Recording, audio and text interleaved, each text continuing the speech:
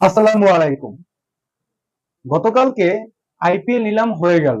সেই নিলামে আজকে কথা বলবো কলকাতা নাইট রাইডার্সের পুরো দলটা নিয়ে, পুরো স্কোয়াডটা নিয়ে আপনাদের সাথে আলোচনা করব। এবং বিদেশি ক্যাটাগরিতে কারা রয়েছেন, দেশি ক্যাটাগরি কারা রয়েছেন, সেই সম্পর্কে আজকে আপনাদের সাথে আলোচনা করব। সেই লিস্টটা আমি তৈরি করেছি। সেই লিস্টটা হচ্ছে এখানে সর্বোচ্চ দামে বিক্রি হওয়া ক্যামেরন গ্রিন, তিনি রয়েছেন আইপিএল এর নিলামে। এবং রয়েছেন Matheesha Pathirana, Cameron Green, Matheesha Pathirana, Finn Allen.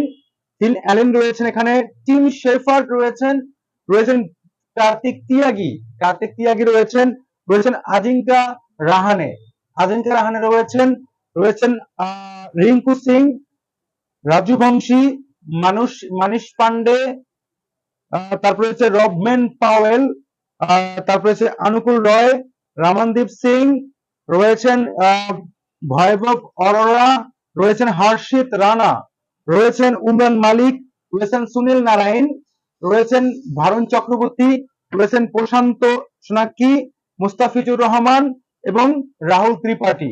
এখানে আপনারা দেখতে পেয়েছেন যে বিদেশি কোটায় যারা রয়েছেন তারা হচ্ছেন Cameron Green, Matheesha Pathirana, Finn Allen, Tim Shepherd, তারপরে রয়েছেন রবম্যান পাওয়েল, রয়েছেন হর্ষিত রানা, উমরান মালিক, রয়েছেন সুনীল নারায়ণ, রয়েছেন মুস্তাফিজুর রহমান। এই হচ্ছেন এই 6 জন হচ্ছেন বিদেশি ক্যাটাগরিতে।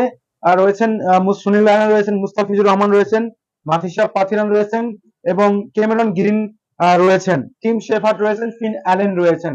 এই হচ্ছে কলকাতা নাইট রাইডার্সের স্কোয়াড, 25 জনের স্কোয়াড। এই স্কোয়াডে দেশি বিদেশি সর্বোচ্চ খেলোয়াড় রয়েছে এবং ক্যামেরন গ্রিনকে সর্বোচ্চ টাকা দিয়ে কেনা হয়েছে। ক্যামেরন গ্রিন তিনি তিনি প্রায় 25 কোটি প্লাস তাকে রুপিতে তাকে কেনা হয়েছে।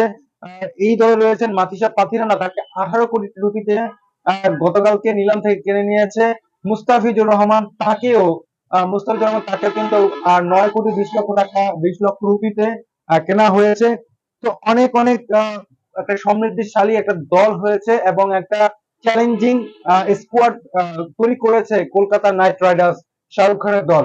এবং দেখা যাক এই দলে এবারে কি আসে। একটা পরিবর্তন আপনারা দেখতে পাচ্ছেন যে অ্যান্ড্রে রাসেল তিনি কিন্তু দলে নাই। অ্যান্ড্রে রাসেল খুব শীঘ্রই তিনি রিসেন্টলি তিনি অবসর নিয়েছেন আইপিএল থেকে। আইপিএল তিনি আর খেলবেন না, সেজন্য তাকে তিনি নিজেই পদত্যাগ করেছেন এবং সেখান থেকে অ্যান্ড্রে রাসেল তিনি এই স্কোয়াডে নেই, কিন্তু সুনীল নারায়ণ তারা কিন্তু রয়েছেন এই স্কোয়াডের সাথে। সর্বোচ্চ সব সময় কলকাতা নাইট রাইডার্স এবং বাংলাদেশের সাথে সম্পর্ক থাকে। তারা বেশিরভাগ সময় কলকাতা নাইট রাইডার্সের দলে সবসময় বাংলাদেশি ক্রিকেটারদের নেওয়ার চেষ্টা করে।